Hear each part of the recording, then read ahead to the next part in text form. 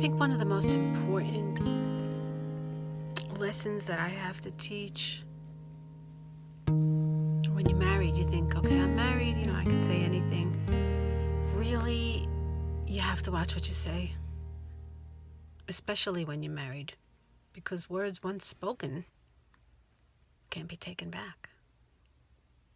Hi, I'm Linda from Brooklyn, and I want to talk about how it feels to get divorced. I can't think of anything more insulting than being told by the person that you trust, that you married, that you sleep with, and that you gave yourself over to fully, to be told by them that they want to end the marriage. It seems as if something that would happen to someone else, like not something that would happen to you directly, like you might see it in a movie or you might read in a book. And when it happens to you,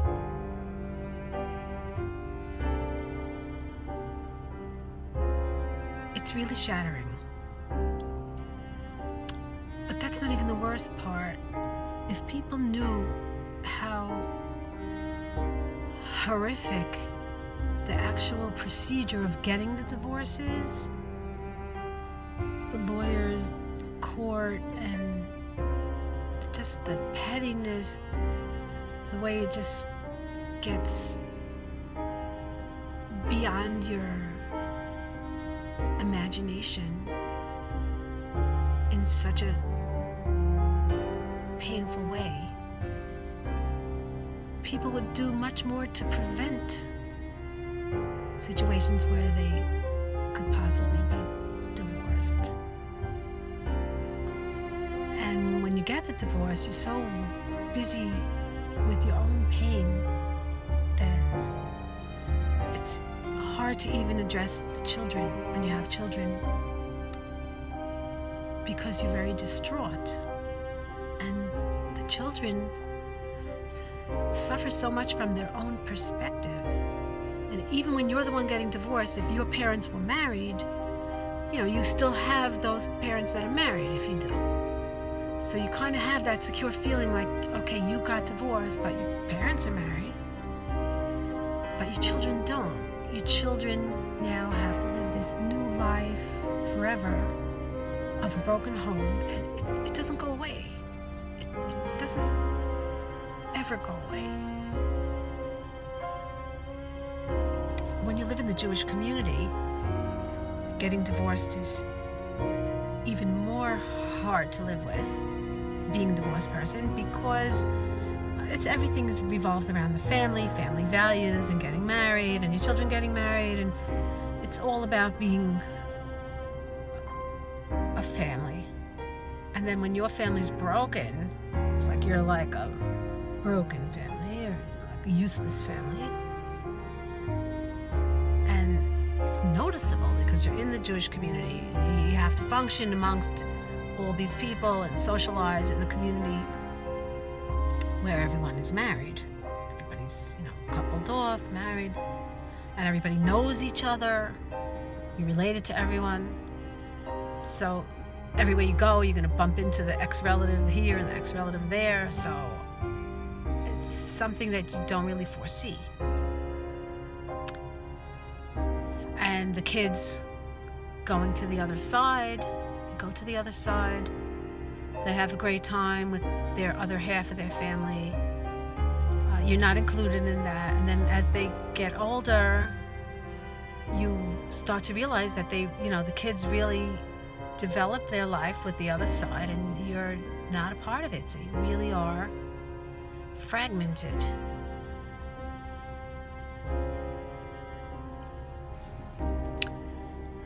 I don't know anyone who got a divorce who isn't scarred from it. It's definitely takes its toll, and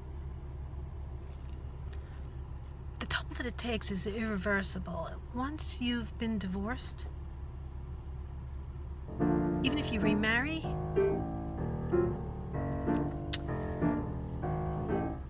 the fear, you carry that fear with you, and the stigma, and you look around you and you really wonder, like, wow, all these people, all these ordinary people, they're all married, their husbands didn't leave them, or they figured out how to stay together long time.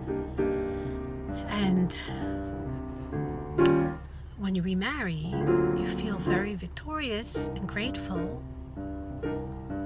and you know that you're lucky to be remarried. You're very lucky to be remarried. And one of the hardest parts was hoping people wouldn't be inspired to get a divorce because you're remarrying. And then I got divorced a second time, and I just really couldn't believe that that was the turn of events. And then when I remarried again, people said I was pretty brave. I guess I was pretty brave. And I hope nobody's inspired to get a divorce because of me. In fact, I devoting myself to be the marriage patcher. I never want to see anyone get divorced, ever. And I'm actually doing everything I can to build this online self-help website. And I just feel that everything really is from Hashem, because I'm taking all this adversity and the gifts that I have of creativity, and I'm putting it together to prevent divorces. And I feel great about it. I love it.